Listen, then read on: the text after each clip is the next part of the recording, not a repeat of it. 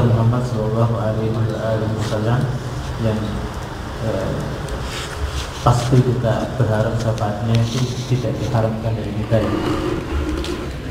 Syafaat itu mesti. Mang, boleh minta tolong. Saya bahasakan kadang ada punya baju ya, kadang-kadang baju itu kan kobek gitu ya. Sebelum kita mulai bahas tentang hadis, apa sih hadis itu kok harus dibahas banget gitu? Karena kan kita ini pegang ini. Ya sudahlah kita Ini Islam ya Islam, kemudian lakukan yang lakukan. Apa sih harus bahas hadis gitu? Saya cukup nyetir satu hadis yang disampaikan Ummul Mukminin Aisyah radhiyallahu anha. Ummul Mukminin itu pernah ditanya oleh seseorang, apa sih akhlak Rasul itu? Jadi akhlak Rasul itu yang seperti apa? Maka Aisyah radhiyallahu anha beliau menjawab, karena khuluquhul Quran. Sungguh akhlaknya Rasul itu adalah Quran. Artinya apa? Rasul itu Quran, Quran itu juga Rasul. Karena perilaku Rasul berdasar Quran, Quran itu terjemahannya ya Rasul. Jadi kalau kita ini pengen ngerti betul sebenarnya Quran itu kayak apa ya, ya kita belajar hadis itu seperti apa. Rasul ketika menghadapi sebuah situasi, bagaimana Rasul itu menghadapinya, itu baru kita akan lebih betul. Quran itu mengajarkan pada kita seperti apa. Kalau ada orang menghina kita, ada orang menghina kita, seharusnya kita harus bersikap bagaimana lihat Rasul. Ya, Rasul itu caranya menghina di Quran jelas, cara menghadapinya jelas, ayatnya jelas, tapi kemudian bentuk prakteknya, aplikasi yang paling pas seperti apa, kita lihat Rasul. Saya kasih contoh misalkan ya, Rasul itu pernah melihat ada orang Badui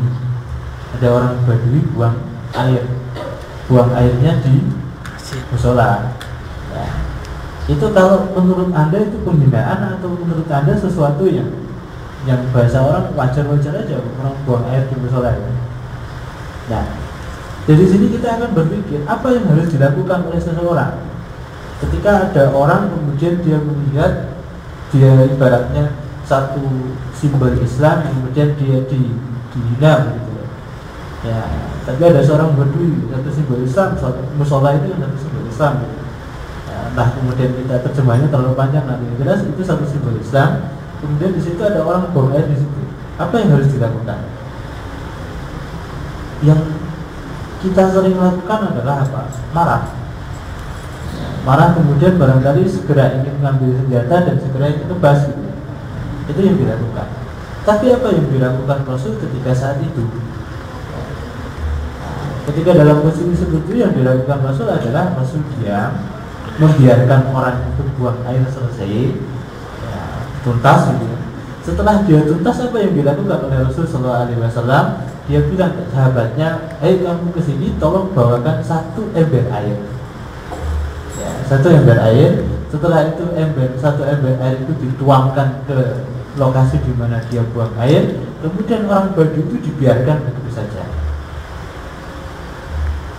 Nah ini unik gitu lah. Biasanya unik tuh. Kok tidak marah-marah padahal saat itu Umar bin Khattab sudah marah-marah. Ya Rasul biar saya tendang ini orang ini, biar saya usir ini orang ini.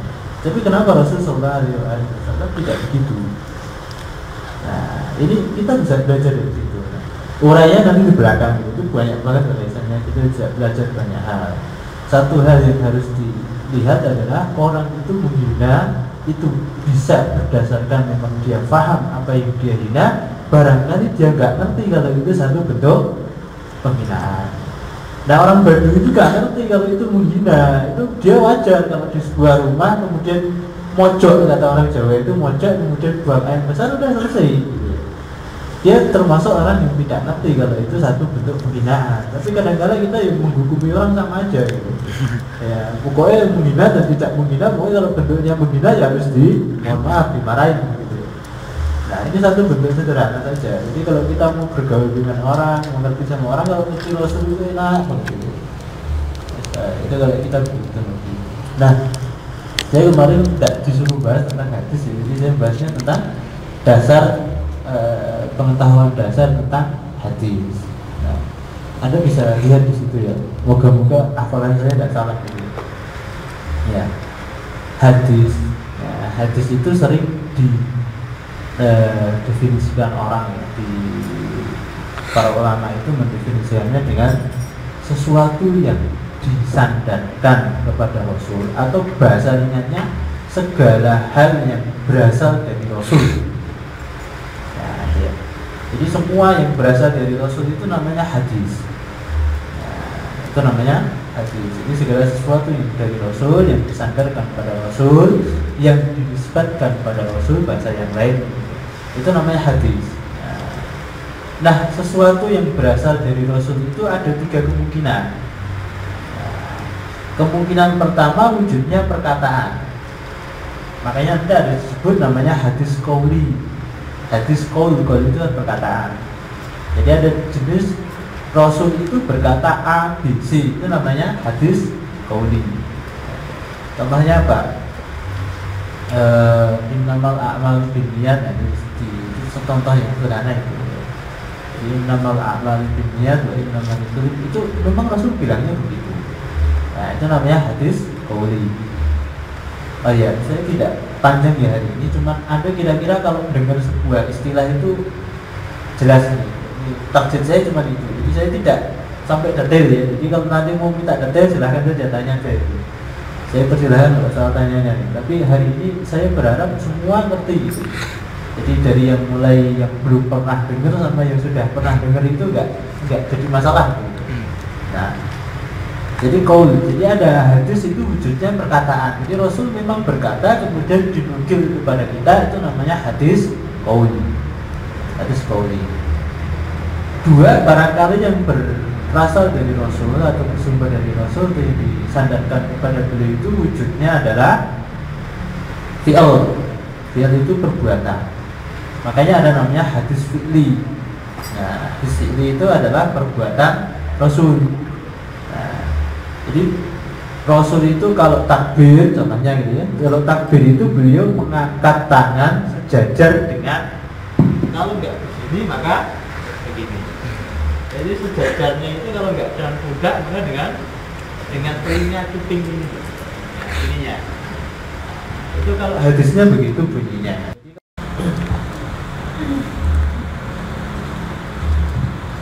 Ini Indonesia aja atau Arab? Hah? Indonesia aja ya? Arab. Ya, wis. Arab. Qauli. Fi'li. Kemudian ada yang namanya itu persetujuan. Persetujuan itu bisa mengiyakan dan bisa tidak. Artinya bisa menolak dan bisa setuju. Itu nanti namanya hadis takriri namanya. Takrir itu persetujuan. Persetujuan itu bentuknya 2. 1 nolak atau 1 setuju. Ya. Misalkan kalau ada seseorang di hadapan Rasul melakukan A, satu perbuatan A, kemudian Rasul kok diem, itu tandanya Rasul setuju. Nah, itu tandanya Rasul setuju. Atau misalkan Rasul tidak bilang, tidak diem, tapi Rasul mengatakan contohnya ya, biawak itu. Ada orang datang makan biawak. Nah, kemudian di hadapan Rasul diceritakan itu. Kemudian Rasul bilang, kami tidak makan biawak. Tapi Rasul juga tidak melarang. Itu artinya apa? Rasul setuju-setuju saja, tapi beliau tidak suka makan begitu. Persis orang punya sakit gula gitu ya. Orang punya sakit gula, kemudian apa? Didatangkan ke depan beliau itu makanan yang sangat manis sekali. Ini makanan ini enak, cuma saya tidak suka. Kenapa nggak suka? Karena saya punya penyakit gula. Jadi itu Rasul bukan menolak. Nah, Rasul bukan tidak mau dengan perbuatan itu, tapi Rasul memang tidak biasa melakukan itu. Itu namanya takrir. Jadi Rasul setuju tapi tidak melakukannya, gitu. Atau Rasul menolak sesuatu. Nah, itu namanya takrir. Nah, ini namanya hadis. Nah, ini ada 3 ini aja hadis itu. Jadi hadis perkataan jelas, kemudian perbuatan, dan kemudian persetujuan Rasul SAW. Nah, di situ kemudian saya katakan istilah hadis ini Ini ada juga disebut dengan istilah khobar. Kemudian sunnah. Kemudian asar. Ini sesungguhnya itu sama. Jadi kalau sunnah ya hadis ya khobar ya asar. Nah, kok dibedakan istilahnya kenapa? Nah, kalau dibedakan istilahnya kenapa? Ini persis orang melihat sesuatu tapi dari sisi yang berbeda. Hadis itu kalau diterjemahkan artinya apa? Nah, itu aslinya kata atau bicara. Jadi kalau orang bertahadus itu artinya bicara. Nah, itu kata. Disebut hadis dilihat dari sisi katanya. Kemudian disebut khobar karena apa? Karena itu artinya berita. Nah, sesuatu yang dari Rasul sampai ke kita kan wujudnya jadi berita. Tapi yang Rasul katakan, Rasul berbuat itu namanya hadis, karena Rasul yang bicara kan begitu. Tapi ketika dinukil pada kita bukan lagi namanya kata, karena kita nggak dengar perkataan itu, tapi namanya berita. Lalu sunnah itu artinya apa? Sunnah itu artinya tradisi. Tradisi itu adalah sesuatu yang biasa Rasul lakukan. Itu namanya sunnah. Coba nah, itu tradisi. Kemudian kalau asar itu artinya apa? Bekas. Atau nek cara orang itu tahu jenengan kalau jalan itu ada tipak gitu. Tipak Jawanya itu apa? Tanda kaki itu. Nah, itu namanya asar, bekas perbuatan. Nah, ini dilihat dari beberapa aspek itu sebenarnya ini sama aja. Jadi kenapa kok kemudian hadis kadang-kala disebut khobar, kadang-kala disebut sunnah, kenapa kadang disebut asar, itu sama saja. Itu adalah semua yang disandarkan pada Rasul, tapi dari sisi yang berbeda kita mau melihatnya. Nah, itu ya, itu kalau kita lihat. Tapi kalau kemudian ini dibuat sebagai sebuah istilah, disitulah nanti barangkali kita berbeda. Karena masing-masing ini menggunakan istilah ini kadang-kala tidak sama. Saya kasih contoh saja, istilah itu beda ya. Kalau saya katakan, Anda pernah belajar bahasa Arab atau ngerti ya bahasa Arab ya? Belum? Atau bahasa Inggris? Pernah? Nah, kalau saya bahasa Inggris contohnya apa ya kira-kira?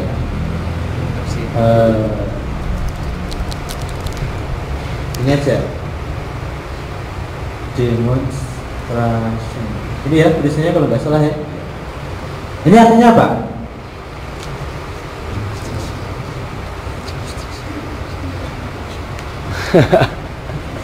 Inggris bumat, bahasa Arab ya? Bahasa Arab aja Ustaz. Bahasa Arab tambah pusing lagi nanti. Biasa ya. Udah ya. Demonstration. Itu kan demonstrasi. Demonstrasi itu apa sih? Ini kalau dipakai untuk istilah kita ini gitu ya. Kita ini menjelaskan sholat gitu ya. Kemudian kita mendemonstrasikan berarti apa? Menjelaskan. Mempraktekkan kan gitu. Nah, ini kalau demonstrasi. Jadi dalam kasus tertentu itu artinya praktek. Tapi kalau kemudian ada para mahasiswa berkumpul di lapangan A, kemudian mereka mendemonstrasi, itu artinya apa? Nah, Anda tahu gitu ya? Artinya masing-masing kondisi itu berbeda. Sama, kalau ini sebagai sebuah kata, sesungguhnya ini tidak jadi masalah. Hadis itu ya khobar, khobar ya sunnah, sunnah ya asar. Tapi kalau kemudian itu menjadi sebuah istilah, barangkali masing-masing orang berbeda menerjemahkannya. Secara umum memang ini sama, tapi ada sesuatu yang kadang-kala memang harus dibedakan. Contohnya asar ini. Asar ini secara jumhur hadis, ahli hadis itu mengatakan memang asar itu sama dengan hadis, sama dengan khobar, sama dengan sunnah. Tapi oleh orang-orang Kufah yang mereka cenderung banyak ke Syiahnya gitu ya, itu mereka mengatakan asar itu adalah berita yang datang dari selain Nabi, itu namanya asar. Tapi kalau yang dari Nabi nanti namanya hadis atau khobar. Tapi kita tidak perlu membahas detail itu. Saya tadi kan ditanya juga, Pak, materinya ini saja. Iya, itu saja. Kalau mau didetailkan sampai 3 jam, 4 jam nggak selesai. Ya. Kita intinya sekarang sepakat saja bahwasanya hadis, sunnah, khobar dan asar itu sama saja. Jadi kalau besok ada orang mengatakan wafil khobar, di dalam satu khobar itu kita jelas itu maksudnya hadis. Wafil sunnah itu sama juga, itu namanya hadis. Kan agak unik Indonesia ini. Orang Muhammadiyah makanya as-sunnah, orang itu makanya al-hadis. Mereka kalau mengatakan hadis itu biasanya penisbatan beberapa orang yaitu ke NU, kemudian bilang sunnah. Orang Muhammadiyah jarang pakai hadis ya betul. Nah ini kadang klaim-klaim model begini yang harus yang harus kemudian jadi hal yang harus diwaspadai. Nah, itu ya, cukup ya, itu untuk definisinya. Kemudian saya nukil satu hadis. Ini kira-kira kalau Anda mau bahas hadis gitu ya, itu hadis itu ya susunannya kayak begitu itu. Saya ngambil hadis yang pendek saja yang kira-kira Anda hafal gitu. Nah, itu hadis yang ada di kitab Arba'in Nawawiyah. Hadis yang ke berapa? Ada yang hafal nggak? Ini hadis yang ketiga kalau tidak salah. Haddatsana Abdurrahman, haddatsana Abdullah bin Ja'far, an Sa'd bin Ibrahim, sami al-Qasim qala sami'tu Aisyah taqul qala Rasulullah sallallahu alaihi wa alihi wasallam man amila amalan laisa alaihi amruna fa huwa rad. Ini hadis itu susunannya ini. Ya. Susunan ini bisa dibagi jadi dua. Satu namanya matan, satu namanya sanad. Pernah dengar? Ini tak habis nggak apa-apa ya? Saya sering tidak suka banyak tulisan. Kira-kira sudah selesai ya, selesai gitu. Bisa diulangi lagi. Hadis itu nanti kalau kita bagi itu sebenarnya ada dua bagian, bukan dua. Satu namanya sanad, satu namanya matan. Nah, yang disebut sanad itu dari haddatsana sampai Aisyah taqul. Sampai Aisyah taqul. Jadi dari sini sampai sini. Ini namanya sanad. Jadi haddatsana Abdurrahman, haddatsana Abdullah bin Ja'far sampai kemudian sampai tu Aisyah taqul, itu namanya sanad. Nah, sanad itu artinya apa sih? Sanad itu adalah sederhananya adalah mata rantai ya Bu? Ini bingung ini mata rantai. Ya. Sanad itu gampangannya apa? Perawi gitu aja lah. Penukil. Jadi siapa yang nukil itu namanya sanad. Sederhananya begitu. Jadi ada Abdurrahman, ada Abdullah, dan kemudian ada Sa'd, itu namanya perawi. Kemudian sanad itu juga ada, selain perawi juga ada cara meriwayatkannya. Apa? Ada haddatsana, kemudian ada ada sami'ah, itu namanya sanad. Jadi kalau kita bicara sanad itu nanti bicara perawi dan juga bicara cara meriwayatkannya. Jadi perawinya Abdurrahman, cara meriwayatkannya adalah haddatsana. Nah, kalau kemudian perawi ini dari ini. Nah, ini cara meriwayatkannya, ini perawinya. Itu namanya sanad. Nah, bahasan sanad itu dua itu. Nah, kalau yang disebut matan itu apa? Matan itu inti. Jadi matan itu adalah apa yang Rasul katakan, karena kita bahas hadis dari sini sampai sini. Yang cetak ngirim ini, man amila amalan laisa alaihi amruna fahuwa rad. Itu namanya matan. Oke. Nah, bahasan ilmu hadis itu sebenarnya cuma bahas dua hadis. Satu bahas matan, satu bahas sanad. Jadi nanti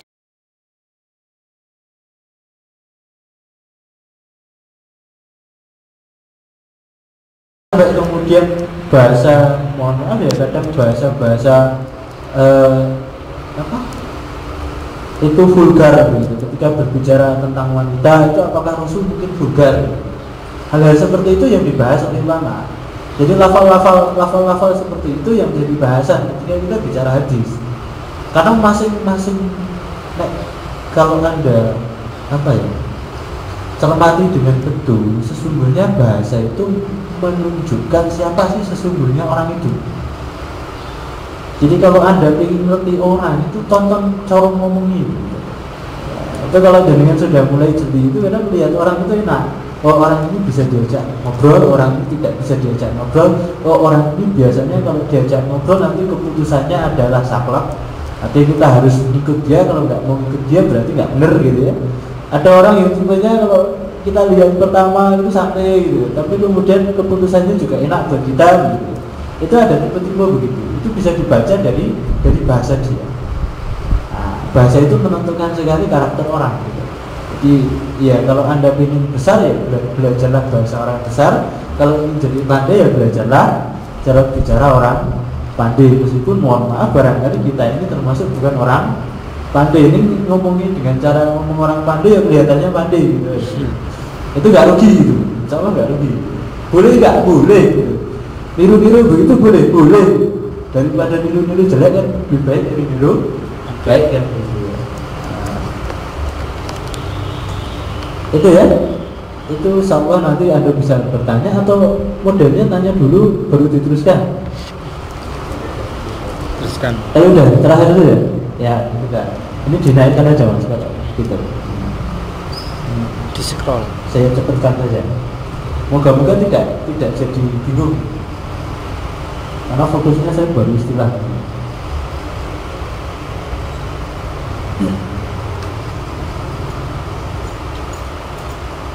Naik lagi terus sampai habisin sampai turun dikit turun lagi naik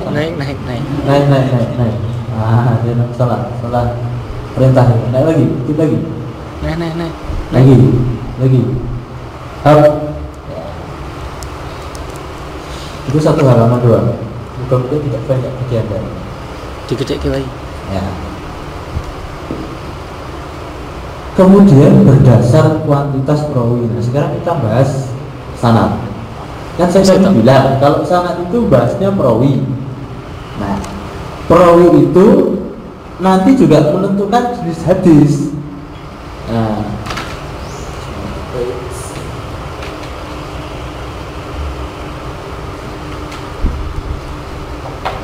misalkan begini, kita bicara perawi. Ini Nabi. Kemudian Nabi bersabda, sabdanya itu bentuknya adalah bla bla bla bla gitu ya. Rasul bersabda begini, bla bla bla. Karena dia paham istilah saja ya, kan tidak bingung. Ini Rasul bicara bla bla bla bla. Nah, ini sebuah hadis itu sampai ke kita itu kan butuh perawi. Barangkali perawinya nanti jumlahnya 4 tingkat. Ya, turun A, B, C, D, kemudian baru sampai di sini namanya Al-Bukhari.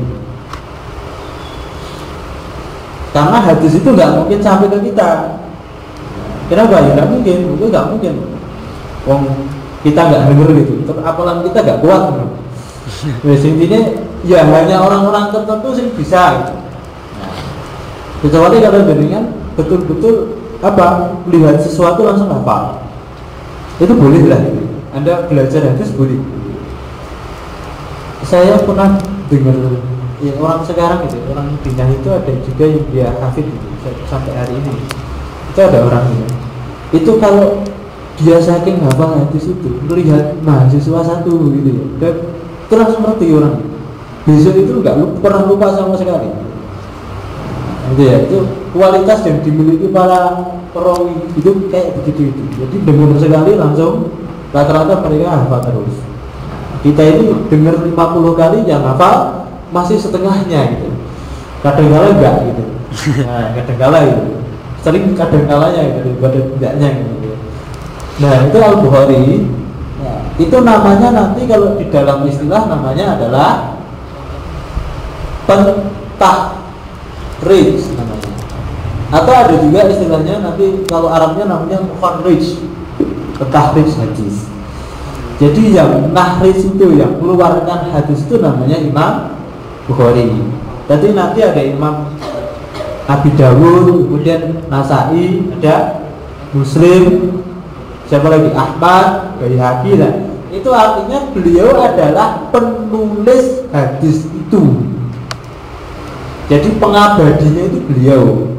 Jadi kalau rawahu Al-Bukhari berarti hadis itu ditulis sama Al-Bukhari. Bukan yang meriwayatkan Al-Bukhari doang, enggak.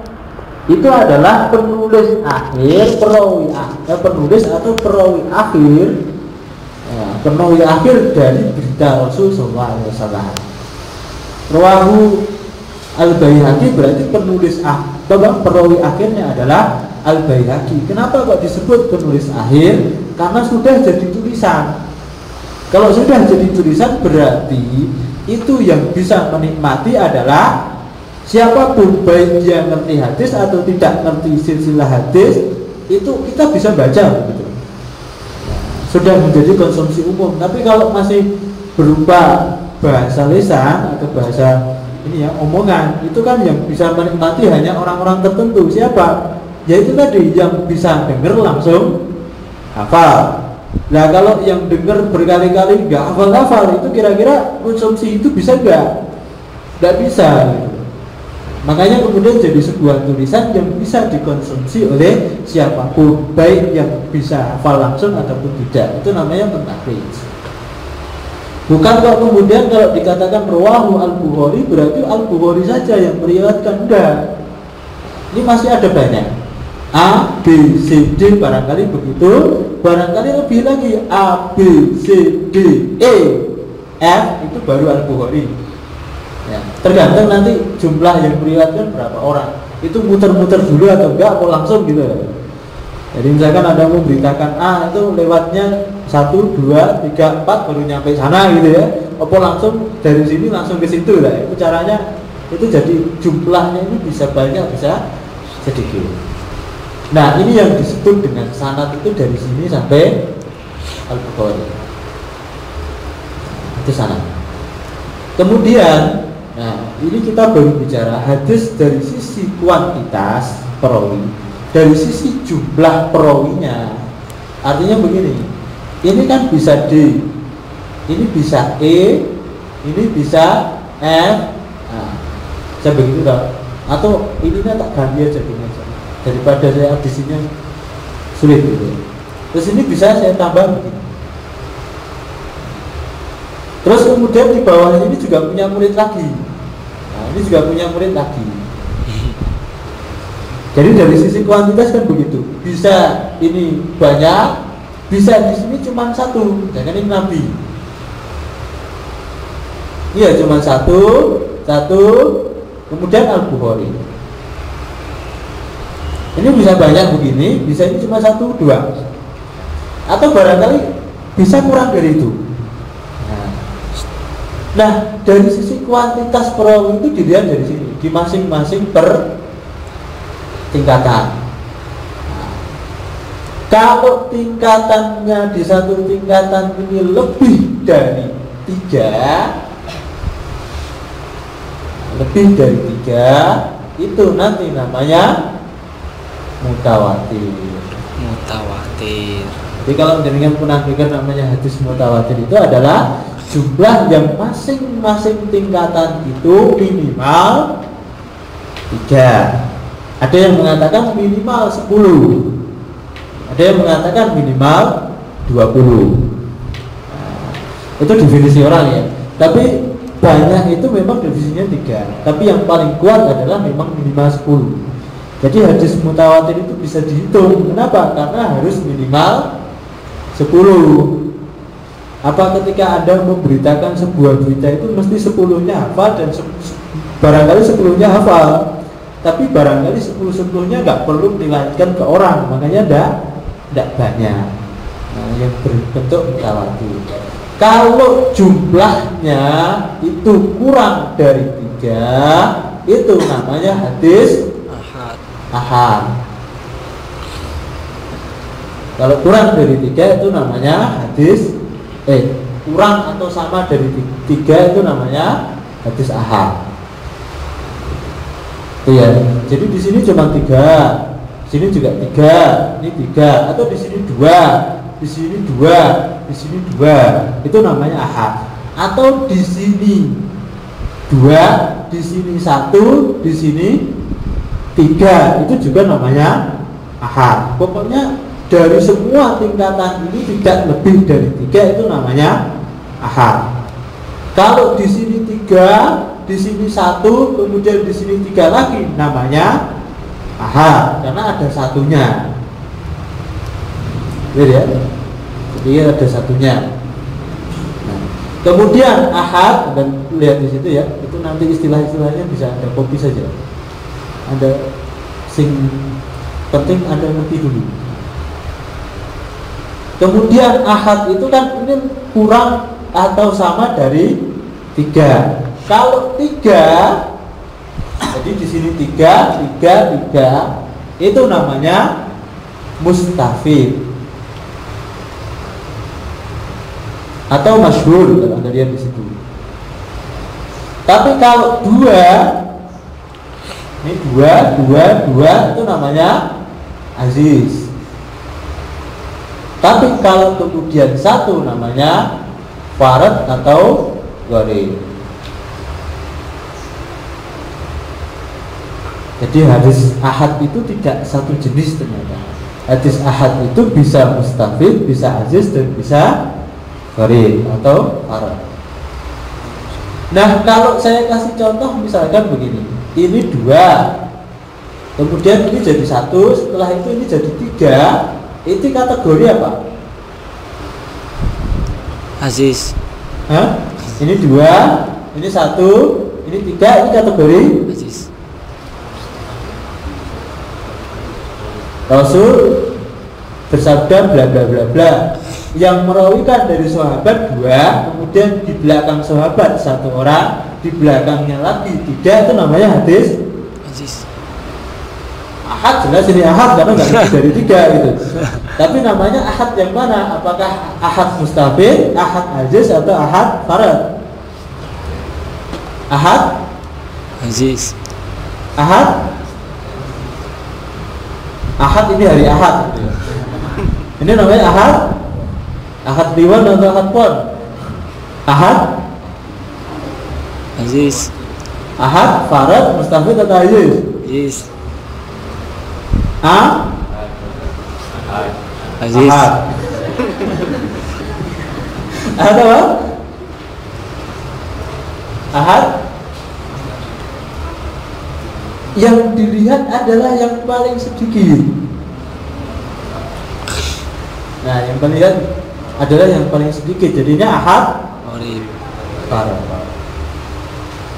Ahad farad.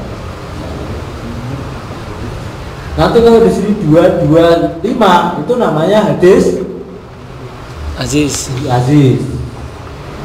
Kalau 3, 3, 10 namanya mustafid.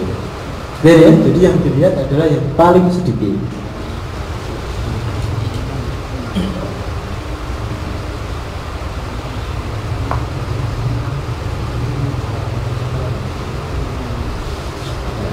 Bagus ini. Sampai jam berapa Anda? 8:30. 8:30. Yang 20 menit tadi.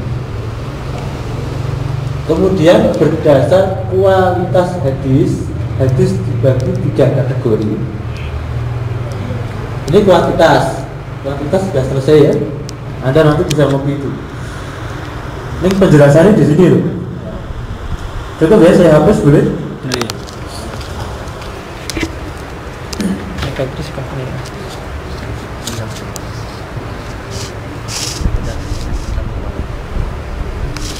Namanya juga belajar proses katanya. Berdasar kualitas hadis itu nanti hadis dibagi menjadi 3 aja langsung.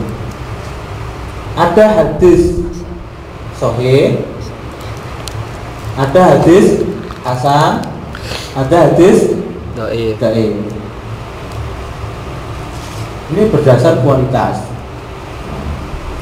Tapi Anda harus ingat, kualitas ini hanya dibicarakan dalam kasus hadis ahad. Iya. Jadi kalau hadis mutawatir sudah dibahas tadi, jelas itu sahih. Kok bisa begitu? Iya. Kalau saya memberitakan 10 orang, saya berita pada 10 orang, 10-10-nya memberitakan lagi, itu kira-kira mungkin nggak bohong. Karena sudah tidak mungkin bohong, maka tidak perlu dibahas. Tapi kalau 2 orang masih mungkin nggak bohong. Masih. Kalau 1 orang lebih lagi gitu. Jadi ini cuma dibahas dalam kasus hadis ahad. Jadi hadis ahad itu ada yang sahih, ada yang hasan, ada yang dhaif. Kategori ini baru muncul ketika mulai imam namanya Imam Tirmidzi. Imam Tirmidzi itu muridnya Imam Bukhari. Itu beliau yang membuat kategori hadis dibagi menjadi 3, sahih, hasan, dhaif.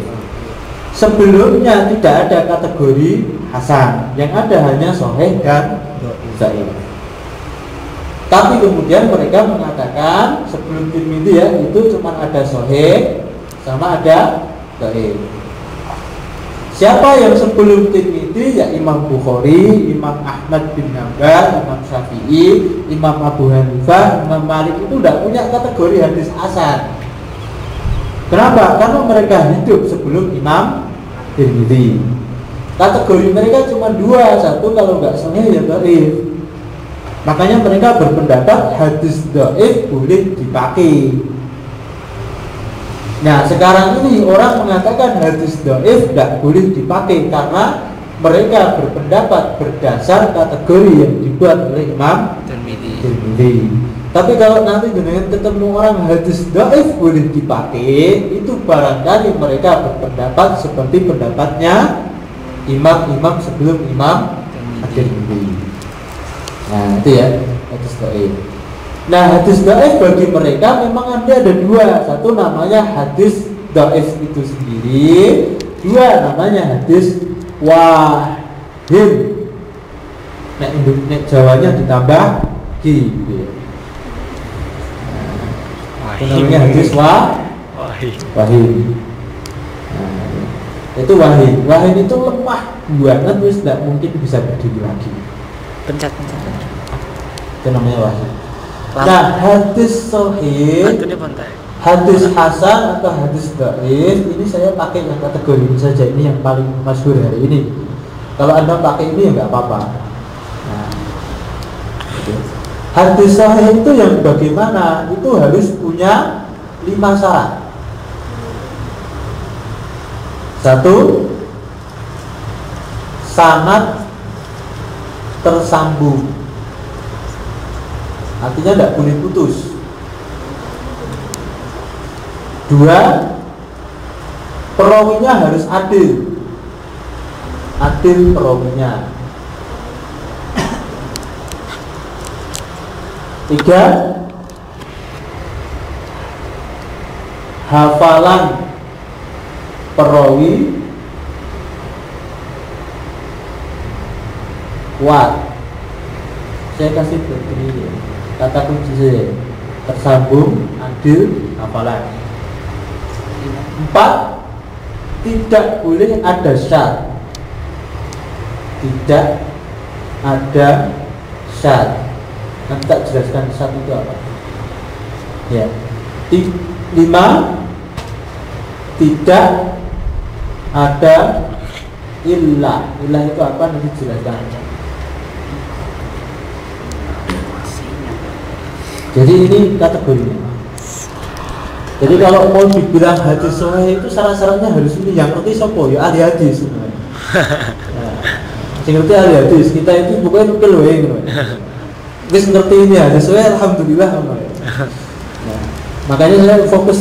Saya paksain dengan harus analisis hadis itu, analisa ini sahih atau enggak sahih itu namanya saya memaksain kehendak saya itu repot nanti. Yang penting Anda ngerti ketika ada orang bilang sahih itu berarti ini tuh syarat-syaratnya gitu. Jadi ketika nanti baca hadis, kenapa kok harus hadis itu sahih? Itu alasannya ini. Itu jadi konsumsi umum. Artinya kalau orang jadi ahli di Islam itu harus hati-hati. Seharusnya kalau orang beramal itu kalau nggak pakai sahih ya hasan gitu. Hadisnya minimal begitu. Kalau mau betul-betul pegang Islam itu ya hadisnya harus sahih, juga harus hasan. Doa-doa itu lebih baik ditinggal. Apalagi yang maudhu gitu. Maudhu itu palsu-palsu gitu. Itu syaratnya satu tersambung. Saya kasih contoh begini. Nabi, kemudian A, B, C, D, kemudian Al-Bukhari. Itu syaratnya itu harus Al-Bukhari ya ketemu dengan D dan juga mendengar gitu ya. D ini juga betul-betul ketemu dengan C gitu ya, dan betul-betul mendengar. Kadang kita ini ketemu nih nggak pernah ngomong tuh. Dia tuh, saya tadi habis ketemu dengan si fulan di mana? Di musola. Ngapain? Ya sudah ketemu aja, habis itu pergi gitu ya. Ada kan model begitu. Ada kadang hidup itu semasa gitu. Ada orang itu kadang masanya memang apa? Misalkan ada orang itu sama-sama 2013 kuliah di MIPA. Setelah 20 tahun baru ketemu. Anda angkatan berapa di MIPA? Angkatan 2013 loh, kok kita nggak pernah ketemu, nggak tahu gitu kan? Ada yang jenis begitu. Satu masa nih, yo satu kuliah nih, yo nggak kenal, nih yo no gitu.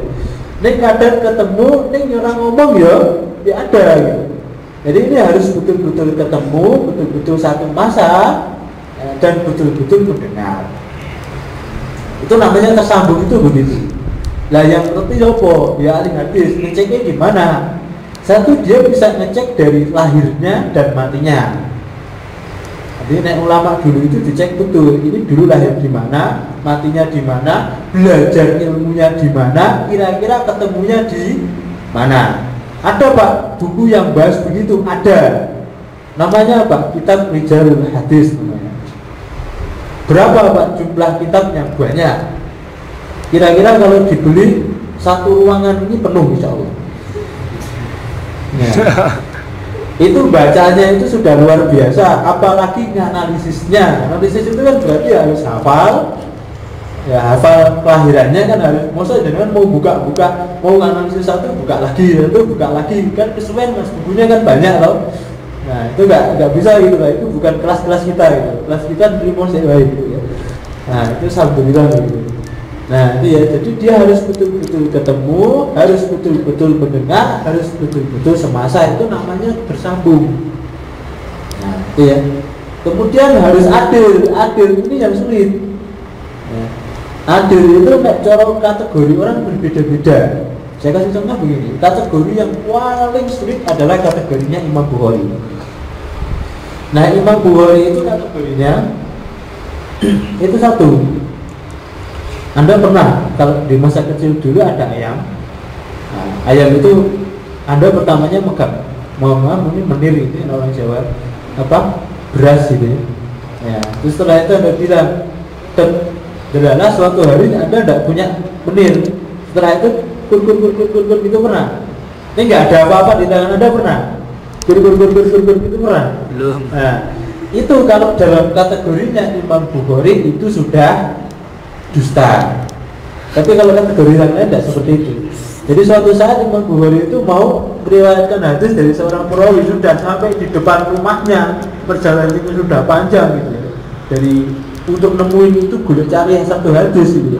Itu suatu saat dia baru di depan rumahnya itu lihat ada orang kok gitu tadi manggil ayam kur gitu. Tapi di sini nggak ada apa-apa. Imam Bukhari lihat begitu nggak jadi masuk, langsung balik pulang. Kenapa? Lah dia bohong sama binatang aja berani, apalagi bohong sama manusia kan gitu. Binatang itu dibohongi nggak protes toh? Iya. Nek manusia itu dibohongi protes gitu loh. Itu sama binatang aja berani, apalagi sama manusia kan lebih. Nah itu ya. Itu kalau itu kategorinya adil, salah satu kategorinya begitu. Itu yang paling sulit. Tapi adil itu ya salah satu yang lain itu tidak boleh bid'ah. Tapi dia bukan ahli bid'ah, dia bukan ahli fasik namanya. Fasik itu apa? Fasik itu melanggar sesuatu yang dilarang, itu namanya fasik. Atau gampangnya dia bisa dipercaya jadi saksi. Saya kasih contoh misalkan begini. Mas main karambol itu boleh nggak? Boleh. Boleh kan? Boleh. Main catur boleh nggak? Boleh. Boleh. Terus main game? Boleh. Boleh kan? Boleh. Boleh. Yang bilang haram bilang ke saya gitu. Nah, saya bilang main game boleh. Nek tiap hari jenengan main game boleh nggak? Enggak boleh. Boleh. Boleh. Boleh saja tiap hari Anda main game terus tidak apa-apa, itu nggak dosa itu.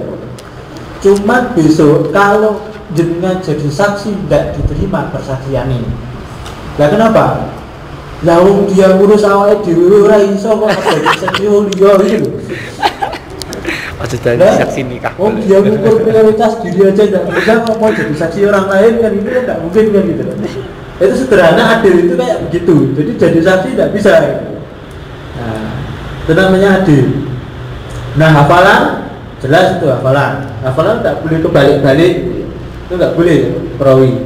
Tidak ada syat itu artinya apa? Nah ini yang sulit. Nah misalkan ini ada hadis, ini ada perawi yang lain. Nah misalkan begini, ini sama-sama kategorinya adalah sikoh. Sikoh itu apa? Sikoh itu pokoknya kuat lah. Jadi dalam hal meriwayatkannya baik semua, diterima semua. Nah, sama-sama kuat. Dan tidaklah gitu ya. Ini sama-sama sikoh, ini juga sama-sama ini sikoh, ini juga sikoh. Ini dilalah, lafalnya itu beda sedikit aja gitu. Misalkan apa? Aku makan sayur. Nih, aku makan sayur asem. Nah gitu ya. Ini ada tambahan tadi. Ini yang satunya akan makan sayur. Yang meriwayatkan ini yang tadi pakai kalimat tadi itu sama-sama bisa dipercaya. Ini juga dipercaya. Yang satu bilang tadi, yang satu bilang akan. Dua-duanya bisa dipertanggungjawabkan lah beritanya. Nah yang disebut syat itu seperti ini. Ini harus dicari dari dua ini siapa yang paling dipercaya. Kalau yang paling dipercaya adalah si B, jangan dia bilang tadi, maka ini kategori hadis syad. Ini namanya kategori hadis syad. Tapi dua-duanya ini kalau meriwayatkan hadis dipertanggungjawabkan semua, bisa dipercaya semua. Nek gara-gara ada yang lebih dipercaya dalam kasus itu dia namanya syad. Nek hadis kemudian dia meriwayatkan yang lain, misalkan apa? Aku besok makan pepes gitu ya misalkan ini. Nah, aku besok makan pepes, yang meriwayatkan adalah ini dan tidak ada lawannya. Benar nggak? Benar. Tapi kalau tadi ada berita dua begini, kok ada yang lebih hebat dari ini, dari misalkan ini saya bilang F gitu, masih ada yang baik dari F, maka itu namanya syad. Lah taunya bagaimana Pak? Harus hafal banyak hadis. Makanya dulu itu perawi-perawi itu hadisnya banyak. Ada yang 3.000, ada yang 4.000, ada 10.000, ada yang 100.000. Kita itu barangkali juga hafal. 100.000 tapi nolnya BBK ya gitu ya, satu aja gitu ya. Nah, lumayan satu aja gitu daripada nol tak terhingga gitu ya. Nah itu mendingan gitu ya. Nah, tidak ada ilah. Nah ini yang sulit, ini hanya dimiliki oleh mereka yang betul-betul memahami hadis betul. Ilah itu ibaratnya deteksi orang sakit yang kelihatannya tidak sakit. Lalu bicara nih mas. Jadi barang itu tidak sakit, tapi nanti kalau diteliti itu ternyata dia sakit. Iya caranya. Nah kayak tadi itu. Nah kayak tadi itu orang main game itu sakit nggak? Tidak sakit gitu loh. Tapi nek terus-terusan main game sakit lah, jadinya ngerti dia terus-terusan main game ya caranya. Nah deteksi itu yang sulit. Nah gitu loh. Itu kayak deteksi model begitu itu namanya ilah, penyakit yang sulit diketahui. Nah. Kemudian ini ya, ini 3, 1. Nah, ini kategori. Nah bedanya dengan Hasan itu apa? Hasan itu bedanya di sini. Kalau sahih itu perawinya hafalannya harus nek cara bahasa orang mantep top makotop jos gitu ya. Nah itu pokoknya oleh kurang sama sekali gitu ya. Itu namanya sahih. Tapi kalau di sini Hasan itu barangkali cek ono masalah dikit. Tengah-tengah aja apa gitu. Itu namanya Hasan. Perbedaannya di sini. Tapi dia ya harus tersambung, ya harus adil, ya harus tidak ada syad dan tidak ada ilah. Lah kalau dhaif itu yang bagaimana? Kalau dhaif itu adalah ketika salah satu syarat ini tidak ada. Perawinya tidak tersambung, sanadnya tidak tersambung, itu jadinya dhaif. Tidak tersambung itu ada beragam jenisnya. Nek saya bahas nanti jam 7:30 lebih. Nah itu. Ini diteruskan mau berhenti. Aku mana tuh supaya lewat itu tak sampai ke sini pas 7:30 pas gitu. 9:30. 9:30 lagi nggak 9. Diteruskan mau berhenti. Itu panjang mas, saya bahas itu barangkali 1 jam nggak selesai. Tambah 15 menit Ustaz. Tambah 15 menit lagi. Secara pokok. Nah. Ayo, futsal baik. Itu ya, itu salah satu kalau dhaif kita hapus nggak apa-apa ya? Ya. Udah ya? Oke.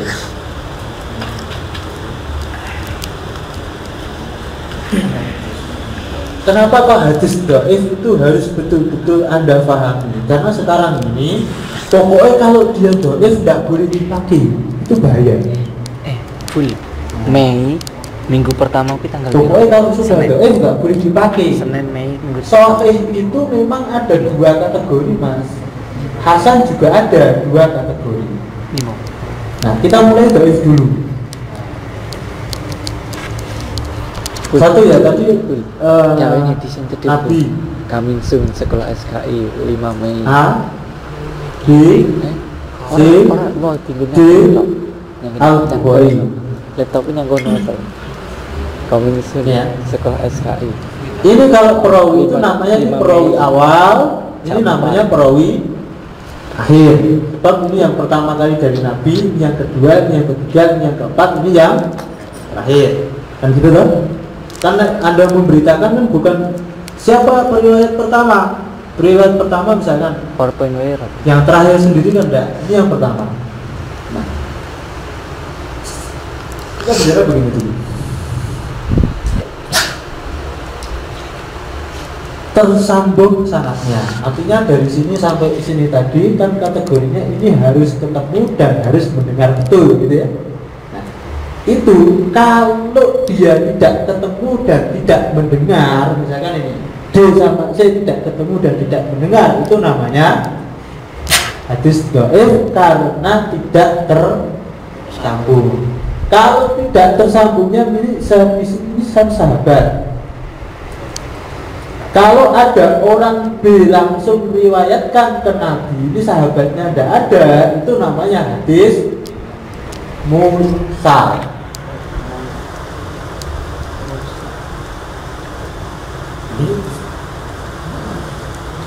B ini kan tabiin, ini langsung dari Nabi, itu namanya hadis mursal. Kalau kemudian itu terputusnya di tengah begini, ini seharusnya antara C dan B ini ada namanya F misalnya gitu. Tapi F ini kok tidak ada, seharusnya ada generasi F kok tidak ada, itu namanya munqati.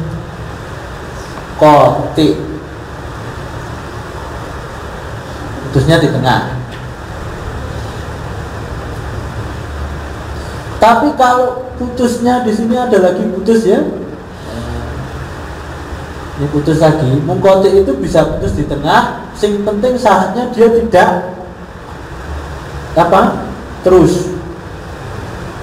Nah, tapi kalau dari sini B itu kok tiba-tiba langsung riwayatkan dari A, dua generasi ini, itu enggak ada, itu namanya mu'dhal. Itu di situ ada. Ya, ada munqati, ada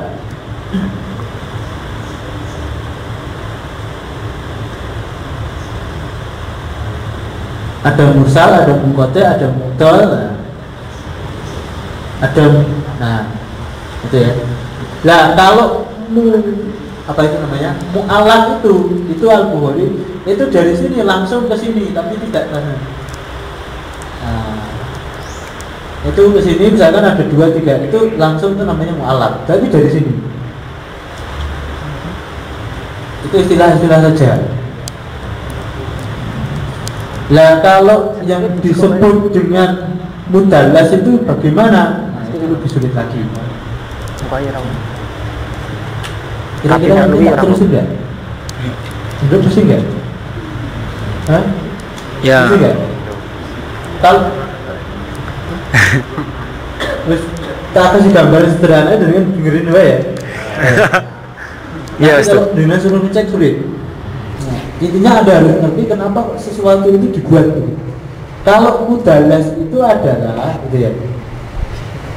Misalkan begini, Anda terima berita dari saya, namanya siapa? Kofi. Tahu? Kofi. Profit. Kofi. Profit. Profit. Kofi. Govin. Nah, Mas Govin itu Mas terima dari saya. Terus kemudian jenengan Fahri. Misalkan kalau saya bayangkan begini, saya punya murid namanya Mas Govin, Mas Govin punya murid misalkan Mas Fahri. Itu seharusnya kalau jenengan riwayatkan itu namanya Mas Govin. Mas Govin pernah bilang ke saya, dia pernah menerima dari saya begini. Itu kan seharusnya begitu. Kalau jenengan bilang Mas Govin itu dong ngerti apa gitu. Nah, di dalam Mas Fahri kok menyampaikannya begini, Abu Muhammad pernah ceritakan kepada saya kalau ini Murahim pernah bilang begini dan begini. Nah, Anda masih bertanya, siapa itu Abu Muhammad? Yang dimaksudkan Mas Fahri Abu Muhammad adalah Mas Govin. Delalah di satu tempat ini yang namanya Abu Muhammad dua, yang satu Mas Govin, yang satu misalkan yang lain. Delalah yang lain ini tidak bisa dipercaya. Nah, kita jadi bingung, siapa sih Abu Muhammad ini? Nah, itu namanya tadlis namanya. Nah, kemudian kalau yang namanya mu'an'an itu kalau ada sebuah riwayat kok bunyinya an, misalkan Muhammad an Ali, itu namanya hadis mu'an'an. Hadis mu'an'an ini kategorinya dhaif, kecuali kalau yang meriwayatkan adalah sikor. Nah, ini kalau pakai an atau pakai anna, Muhammad anna Ali, Itu di sana kemudian dia itu kayak di sini yang di atas tadi kan ada an itu namanya mu'an itu sama, itu namanya hadis mu'an itu namanya hadis dhaif, kecuali kalau yang meriwayatkan adalah thiqah. Nah, itu sulit mas. Yes, itu dulu ya. Nanti tidak bingung di belakangnya. Ada namanya kategori matruk, ada namanya mungkar, ada namanya syad, ada namanya mu'allal. Di belakang itu banyak banget. Nah, hari ini kan kenapa kok sebenarnya tadi saya buat begitu? Ada satu gejala hari ini, kalau hadis itu ibaratnya kalau dia itu sudah dhaif ya nggak boleh dipakai. Kalau dia sudah dhaif nggak boleh dipakai. Nah, gejala itu yang harus diwaspadai.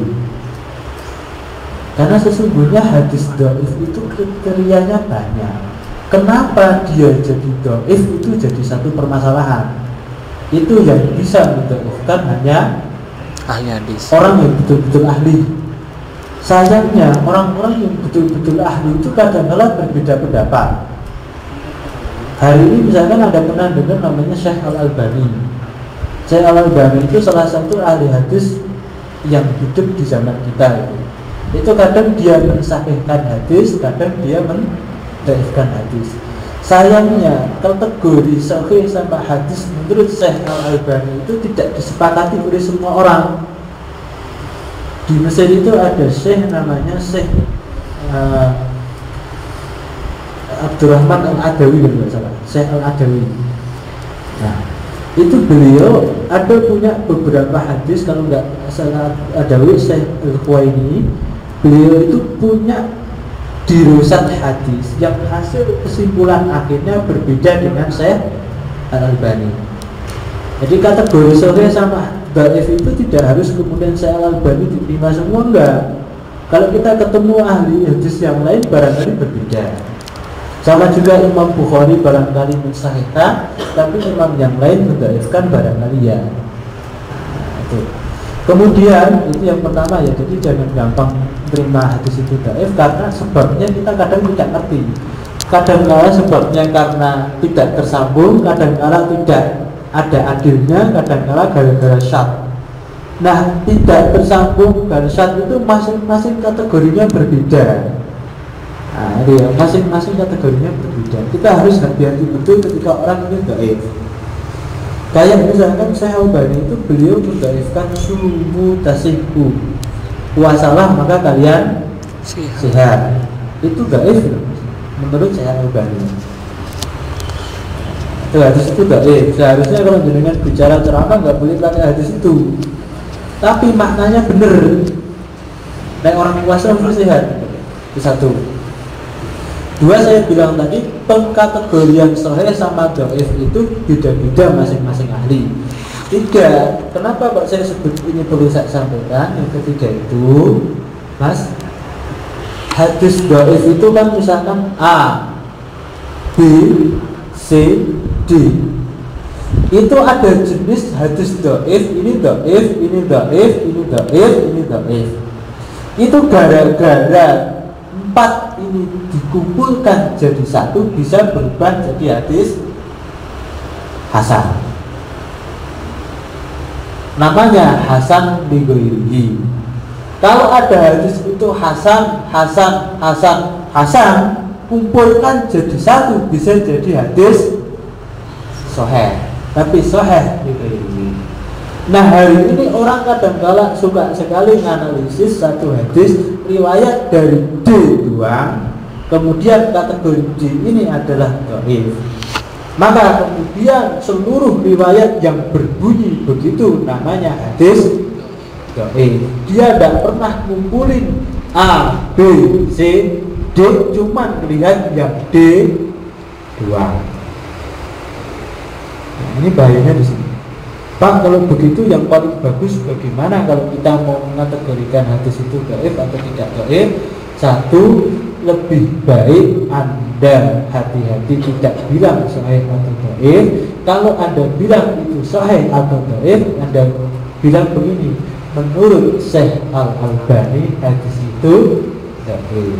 Menurut Al-Bukhari hadis itu dhaif. Kalau menurut saya tidak tahu gitu loh. Itu yang paling aman gitu loh. Gitu ya. Oke, silakan kalau ada yang mau bertanya. Pas.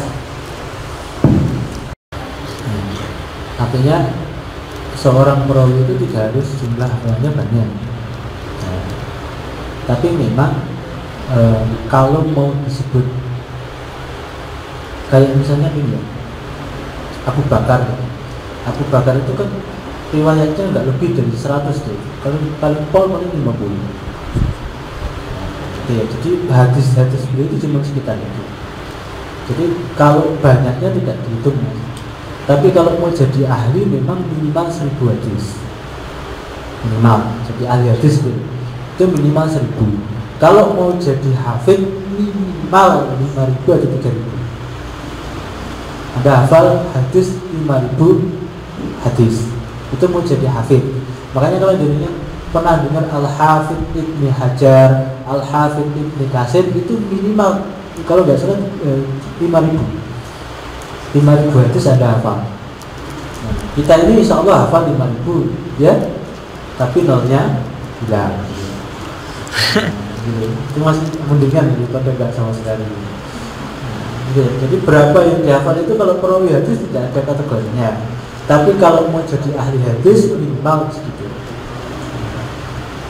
Nah yang 100 nanti diperdebatkan antara yang 1000 hafal 1000 hadis sama yang 5000.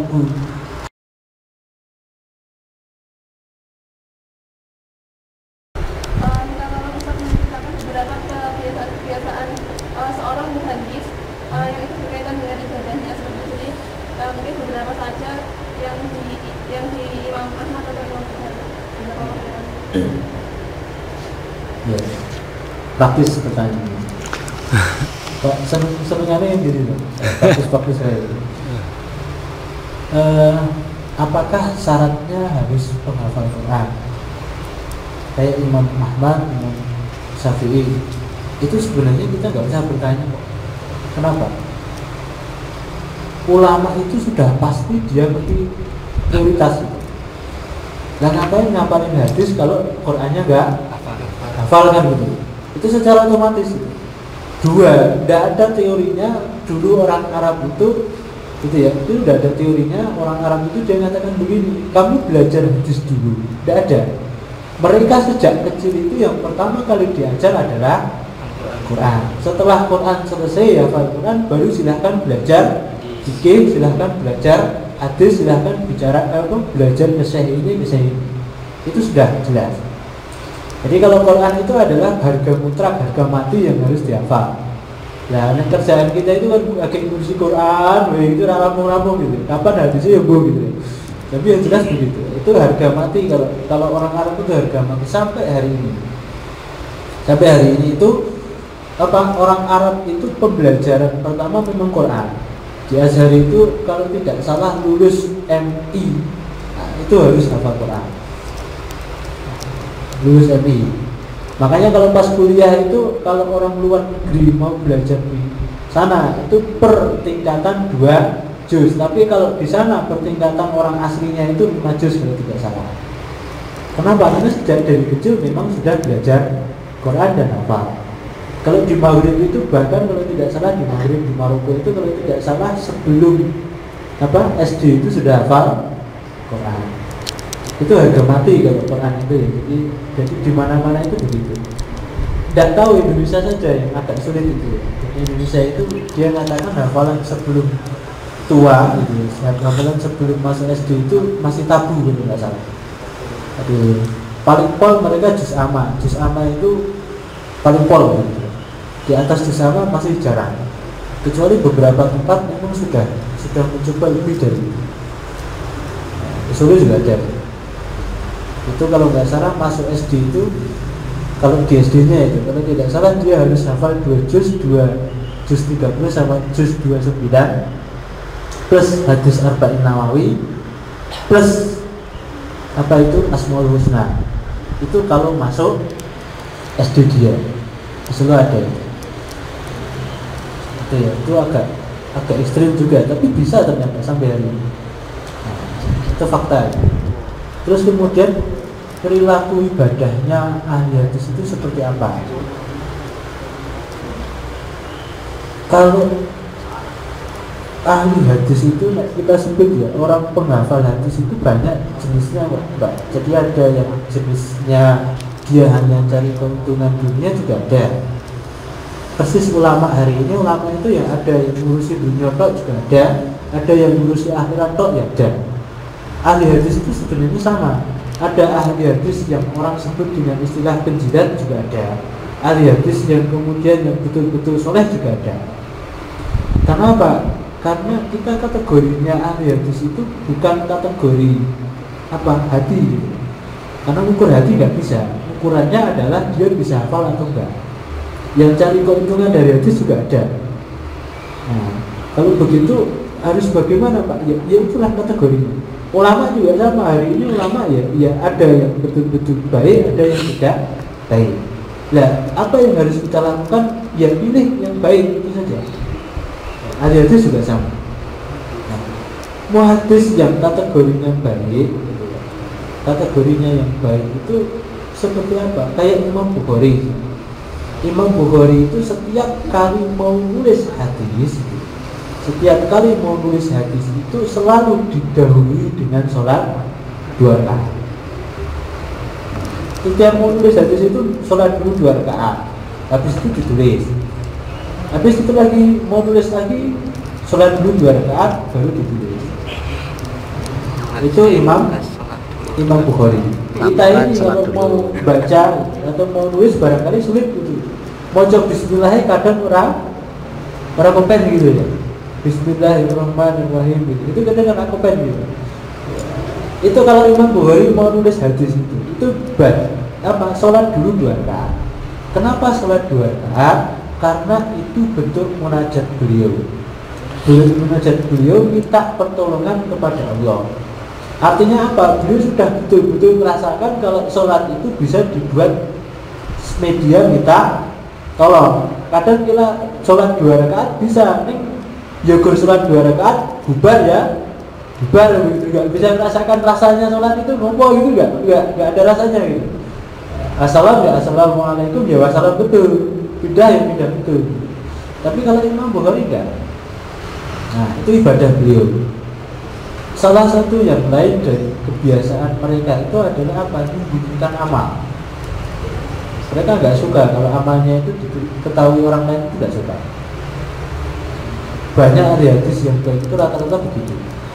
Termasuk coba ya, Imam Abu Hanifah, kemudian Imam Syafi'i, itu ada hal-hal yang mereka sembunyikan. Imam Bukhari sendiri juga ada. Tapi itu baru ketahuan setelah belakangan. Kayak Ali bin Zainal Abidin itu ada hal-hal yang disembunyikan, tapi setelah meninggal ya dibuka sama Allah. Orang baik itu meskipun tidak kelihatan baik, itu besok ya terlihat baik. Itu dilihatkannya kapan? Setelah meninggal. Kayak misalnya tokoh-tokoh nasional itu kan kayak misalkan Kiai Haji Ahmad Dahlan, Kiai Haji Hasyim Asy'ari, itu sebelumnya kan tidak kelihatan orang baik, biasa-biasa baik. Tapi ketika meninggal dunianya ya luar biasa. Kayak Imam Hasan Al-Banna itu sama. Pas hidup-hidupnya biasa-biasa saja, ide-idenya itu nggak ada yang istimewa. Tapi ketika meninggal dunia jadi banyak. Imam Syafi'i pas hidupnya ya hanya ngurus sekeliling dia. Tapi karena kemudian meninggalnya jadi baiknya itu Allah tidak rela kalau baiknya itu ditutup. Saya nggak mau ini orang baik kok hanya dinikmati sendiri, itu nggak mau. Makanya dibuka sama Allah. Jadi terkenal di seluruh dunia. Apakah dulu Imam sederhananya Imam Hasan Al-Banna itu dulu apakah dia cuma bahas dia sempat bahas Indonesia, sempat ngerti Indonesia, sempat ngerti Malaysia, orang Islamnya kayak apa, harusnya bagaimana, pernah bahas? Enggak, dia hidupnya cuma di Mesir. Cuman pada akhirnya ilmunya ya bisa dipakai di sini, bisa dipakai di sana, begitu. Imam Syafi'i apa dulu pernah bahas Indonesia itu adalah wilayah yang airnya banyak, maka kemudian begitu enggak kan? Tapi beliau bahas yang ada di sekeliling beliau, pada akhirnya ilmu itu baik ya sampai di sini juga. Nah, Imam Bukhari juga punya begitu. Contohnya Imam Bukhari itu sering kali itu kalau pas di masjid itu, pas sendirian, masjid nggak ada orang itu bersihin masjid sendiri. Kira-kira kalau sudah sampai orang, datang orang itu ya, itu sapunya diletakkan kemudian dia duduk. Sering begitu. Sampai akhirnya ada yang tergoki dan kenapa kok masjid ini bersih terus saya dipergoki. Kamu ketawa. Yang bersih adalah Imam Bukhari. Nah kita ini beda gitu. Kalau pas sendirian ya sendiri betul gitu. Tapi kalau pas bareng kelihatan pegang sapu kan gitu. Biasanya kan kita begitu. Gitu. Tapi kalau pas sendirian ya sendiri betul, sapu juga sendiri, kita juga sendiri gitu. Berdiri sendiri. Itu mereka begitu. Kayak Imam Abu Hanifah itu kalau sholatnya juga sama. Itu kalau pas sholat isya itu ya, sholat isya itu beliau pulang cepet-cepet. Jadi yang lain masih di situ, beliau sudah pulang duluan. Tapi ketika masjid sudah mulai sepi, beliau balik. Sembunyi-sembunyi masuk ke masjid, udah sholat di situ. Gitu. Nah, itu imam-imam itu modelnya begitu. Jadi mereka punya satu amal sendiri kayak Imam Ali Zainal Abidin itu yang hadis juga. Itu perilakunya ya luar biasa. Itu kalau malam itu ngangketin beras sendiri 1 karung gitu, dikasih di orang miskin gitu. Nah, setelah itu enggak ada yang tahu. Pokoknya ketika bangun, loh kok di depan pintu saya ada makanan, kok ada beras, di depan pintu saya kok ada sembako gitu. Itu mereka bertanya begitu sampai suatu saat, loh hari ini kok tidak ada kiriman sembako untuk saya, ini kemana ini pengirimnya kan itu. Dicari, siapa yang meninggal hari ini? Ternyata yang meninggal adalah Imam Ali Zainal Abidin. Ketika dilihat ternyata betul di sini ada kapalnya, kapal ini hitam di sini. Ketika dia setiap malam yang mengabdi. Satu perilaku yang lain, ulama-ulama hadis itu kalau dengar hadis itu mereka tidak ada yang dengarnya sambil leyeh-leyeh itu nggak ono. Jadi mereka semangat betul. Kayak sahabat Imam Malik radhiyallahu anhu itu ketika orang bilang qala Rasulullah itu langsung dia bangun gitu ya. Yang tadi liur-liur itu qala Rasulullah. Nah kita itu kan udah qala Rasulullah. Itu kan kita gitu. Ada juga qala Rasulullah. Nah ini kalau kita qala Rasulullah gitu ya. Laras gitu. Itu bedanya begitu. Kenapa? Ketika mereka mendengar orang bicara qala Rasulullah, seperti mereka dengar Rasulullah itu bicara sendiri di depannya. Kalau kita ini kan ya bu itu bukan Rasul kan gitu. Dia bilang qala Rasulullah ya sudah begitu gitu. Kan gitu. Banyak hal. Jadi kalau kita bicara begitu, kapan ya saya itu bisa menjikan kaki di surga gitu. Lihat perilaku ulama itu kadang kapan ya saya bisa kayak mereka gitu. Nah kalau nggak bisa kayak mereka, kayaklah seperti yang diceritakan di dalam surat Hasyr. Surat Hasyr itu kita biar bisa seperti mereka itu punya caranya. Caranya gimana? Bukan itu di ayat itu ya. Golongan itu 1 muhajirin, 2 ansar, terakhir adalah orang yang berdoa Rabbana ighfir lana wa li ikhwanina alladziina sabaquna bil iman wa la taj'al fi qulubina ghillan lil ladziina aamanu rabbana innaka ra'ufur rahim. Anda baca itu setiap saat, setiap sholat, insyaallah Anda digolongkan dari golongan mereka. Apa? Anda mintakan ampunan orang-orang terdahulu, Anda minta ampun ahli hadis, Anda minta ampunkan orang-orang ahli ilmu. Setelah itu apa? Anda jangan pernah sekali-kali merasa iri dari saudara Anda yang masih hidup ini. Nek saudara Anda pernah berbuat baik, aja direni, nek perlu saya harus berbuat baik. Gitu loh. Itu kuncinya kalau Anda mau persis seperti mereka padahal Anda tidak bisa seperti mereka. Nah, itu di surat Hasyr. Wallahu a'lam bishawab. Ada lagi yang mau bertanya? Cukup ya, udah jam 9 pas. Saya dari tadi pas-pas sudah tak buka, mungkin lebih 5 menit.